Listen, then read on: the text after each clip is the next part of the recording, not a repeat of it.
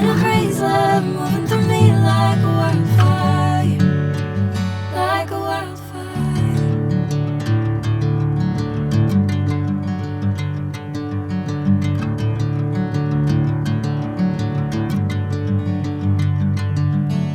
Hey, I'm never the same. Whenever you're calling my name, I'm taking my sweet time. Check. Okay.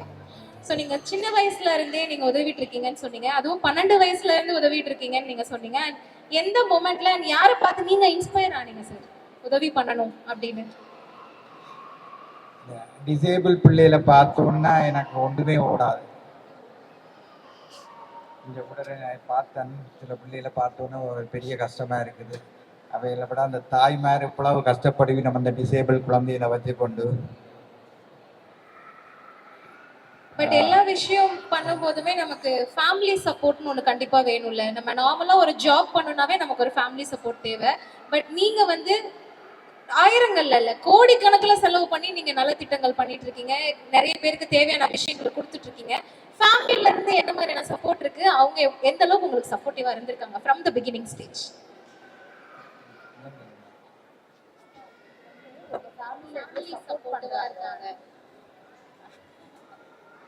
Family full support தான். ஒன்று காலம் ஒன்றும் கொடுக்க வேணாம்னு சொல்ல மாட்டோம், நிறைய கொடுங்கன்னு தான் சொல்லுவேன்.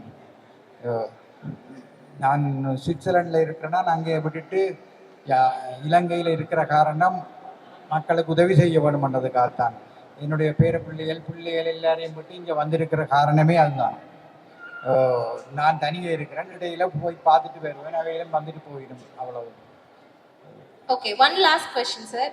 நம்ம வந்து இந்த உலகத்துக்கு வந்திருக்கோம், நம்ம இவ்வளோ தூரம் சர்வே பண்ணியிருக்கோம்னா எல்லாத்துக்கும் ஒரு காரணம் இருக்கும், அதுக்காக நம்ம ஓடிட்டு இருப்போம். பட் நம்ம யங்கர் ஜென்ரேஷனுக்கு ஒரு அட்வைஸ் கொடுப்போம்ல, நீ இந்த மாதிரி இரு, இந்த மாதிரி பண்ணு. யங்கர் ஜென்ரேஷன் ஆர் உங்கள் கிராண்ட் சில்ட்ரனுக்கு ஏதாவது நீங்கள் அட்வைஸ் கொடுக்கணும்னா என்ன கொடுப்பீங்க? கண்டித்து ஒருத்தருமே இயலாதுன்னு இருக்காம ஏதாவது ஒரு சிறு தொழிலை தோண்டி செய்யக்கூடியதாக இருக்கணும், இல்லாட்டி ஏதாவது ஒரு தொழில் முயற்சி கொண்டு இருக்க வேணும்னு தான் நான். அப்படியான இதுகளுக்கு தேவையண்டா கூட நீங்கள் கிருத்திகா மேடத்தை கண்டக்ட் பண்ணால் அவள் உதவி செய்வா, என்னட்ட கேட்டுட்டு செய்வா. என்னட்ட கேட்காமலே செய்யலாமன்ற அவருக்கு பெர்மிஷன் கொடுத்துருக்கு. சரி, கேட்டா வணக்கம். தியாகி ஐயாவால தான் இந்த நிகழ்ச்சி. உண்மையை சொல்லணும்னா தியாகி ஐயா இல்லை அப்படின்னா இந்த நிகழ்ச்சியே இல்லை. உண்மையாவே உணவை தாண்டி ஒரு விஷயம் போதும்னு நம்ம சொல்லவே மாட்டோம் இல்லையா? ஒரு உணவுக்கு மட்டும்தான் போதுங்கிற எண்ணமே வரும். ஒரு லெவலுக்கு மேல நம்மளால சாப்பிடவே முடியாது. போதும் போதும் போதும் போதும்னு சொல்லுவோம்.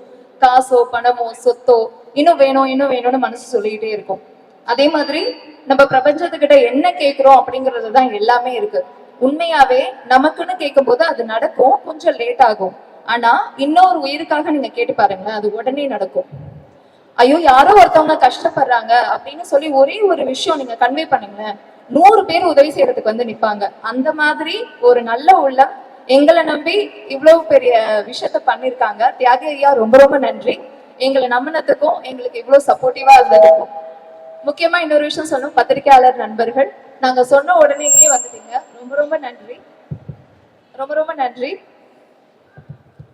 எஸ், ஒவ்வொரு வாட்டியும் எங்களுக்கு எவ்வளவு சப்போர்ட் கொடுக்குறீங்க அப்படிங்கறதுல ரொம்ப ரொம்ப கிரேட்ஃபுல்லா இருக்கும். தேங்க்யூ நிக்சன் சார், தேங்க்யூ குவன் சார், நீங்க உடனே எங்களுக்காக வந்திருந்தீங்க. அண்ட் சரவணன் சார், உங்களுடைய சப்போர்ட் ஐயாவை வந்து நாங்க எவ்வளவு தூரம் வேணாலும் இனிமே இந்தியாவில பார்க்கலாம் அப்படிங்கிற அளவுக்கு சப்போர்ட் பண்ணிருக்கீங்க. Thank you so much. அண்ட் முக்கியமா அசா சார், எங்களுடைய டீம், நீங்க பாக்குற இத்தனை விஷயமும் நடந்தது ஒரே நாள்ல தான். உண்மையை சொல்லணும்னா மண்டே ஈவினிங் ஃபைனலைஸ் பண்ணி ஒரே நாள்ல ப்ரொவிஷன்ஸ், வீல் சேர்ஸ், எங்களுடைய டாக்டர் ஜோஷ்வா சார் ஒரே ஒரு இடம் தான் சொன்னாரு, சர்ஜரிக்கல் நம்மளுடைய வீல் சேர்ஸ் வந்து ஒரே நாள்ல வந்து இறங்கிடுச்சு. அவ்வளவு சப்போர்ட்டிவ். அண்ட் இது வந்து ஆட்டோ வந்து 2 லட்சம் ரூபாய் கொடுத்து ஒரு 2 ஃபேமிலிக்கு ஹெல்ப் பண்ணியிருக்காரு. அவங்க நாங்க இங்க கூப்பிட முடியல. அது மட்டும் இல்ல, கிட்டத்தட்ட 15 லட்சம் ரூபாய் இன்னைக்கு வரைக்கும் செலவு பண்ணியிருக்காரு. இந்த ஒரு 4 நாள்ல சொல்றேன், அவர் வந்ததுல இருந்து. நம்ம கிட்ட பணம் இருந்துச்சுன்னா சொத்து வாங்கணும்னு மட்டும்தானே எல்லாருக்கும் தோணும். உண்மையாவே 15 லட்சத்தை 4 நாள்ல செலவு பண்ண பர்சன் நீங்க பாத்திருக்கீங்களா? அது மக்களுக்காக பண்ற ஒரு மிகப்பெரிய சேவைன்னு நினைக்கிறாரு. அதுல நான் ஒரு டூலா இருக்கிறதுல நான் ரொம்ப ஹாப்பியா இருக்கேன். தெரியல கடவுள் என்ன வந்து இந்த மாதிரி கொடுக்க வைப்பாரா அப்படிங்கிறது தெரியல. 5 வருஷத்துக்கு முன்னாடி வரைக்கும் ஒரு ஆர்ஃபனேஜ் போய் ஒரு கேக் வெட்டுறது தான் சமூக சேவைன்னு நினைச்சேன். அதை அப்படியே மாத்தினது லைஃப்ல மறக்கவே முடியாத சுச்சுவேஷன்ஸ். என் கூட இருந்தது மனிதநேயம் மட்டும்தான். அந்த மனிதநேயத்துக்காக வாழ்நாள் முழுக்க என்னுடைய உயிரை கொடுக்குற அளவுக்கு நான் வேலை செய்வேன். என்னோட வேலையை தாண்டி இந்த ஒரு அன்பை பரப்புறது மட்டும்தான் என்னுடைய குறிக்கோளும் கூட. என்ன மாதிரி நிறைய நல்ல உள்ளங்கள் இங்க இருக்காங்க. முக்கியமா Tahir Hussain, thank you so much. நீங்க எங்க இருக்கீங்கன்னு தெரியல, தேங்க்யூ. நீங்க கட் பண்ண அந்த வென்யூவோட பேமெண்ட்ல நாங்க இன்னும் ஒரு 5 பேருக்கு உதவி செய்யற அளவுக்கு எங்களுக்கு சப்போர்ட் பண்ணீங்க. நன்றி. பத்திரிகையாளர்கள் அத்தனை பேருக்கும் ரொம்ப ரொம்ப நன்றி எங்களுக்காக வந்ததுக்கு. தேங்க்யூ. தேங்க்யூ. இல்லை உங்களை அதை அப்படி ஈஸியாக விட்டுற மாட்டோம். உங்களுக்கு ஒரு கேள்வி வச்சிருக்கோம். ஸோ நீங்கள் வந்து இவ்வளோ விஷயங்கள் 2 நாளில் முடிச்சிங்க. ஆப்வியஸ்லி எனக்குமே தெரியும், என்னையும் நீங்கள் நேற்று தான் புக் பண்ணீங்க. ஸோ அந்தளவுக்கு ஷார்ட் டைமில் இவ்வளோ விஷயங்கள் ஆர்கனைஸ் பண்ணுறது அவ்வளோ சின்ன விஷயம் கிடையாது. அண்ட் உங்களை எனக்கு க்ளோஸாக ரொம்ப நாளாகவே தெரியுன்றதுனால நானும் உங்களை பர்சனலாக பார்த்த வரைக்கும் நீங்களும் நிறைய விஷயங்கள் இன்வால்வ் ஆகி நிறைய விஷயங்கள் பண்ணிட்டு இருக்கீங்க உங்கள் சக்திக்கு மீறி. அதையும் நான் பார்த்துட்டு இருக்கேன். அதனுடைய ரிஃப்ளெக்ஷன் தான் இது எல்லாமே. அண்ட் இப்போ நம்ம meeting back to the point வருவோம். மனித நேயம் அப்படிங்கிறது வந்து நீங்கள் ஸ்ட்ராங்காக பிலீவ் பண்ணுறீங்க, அதை வந்து ஃபாலோ பண்ணுறீங்கன்றது எங்களுக்கு தெரியும். பட் இவ்வளோ பெரிய பேனரில் இந்த பகிர்ந்து உனக்கு ஒரு ஸ்பெஷல் பிளேஸ் நீங்கள் கொடுத்துருக்கீங்க. அது மூலிமா நீங்கள் என்ன சொல்ல வரீங்க, என்ன அதுக்கு பின்னாடி இருக்க ஸ்டோரி?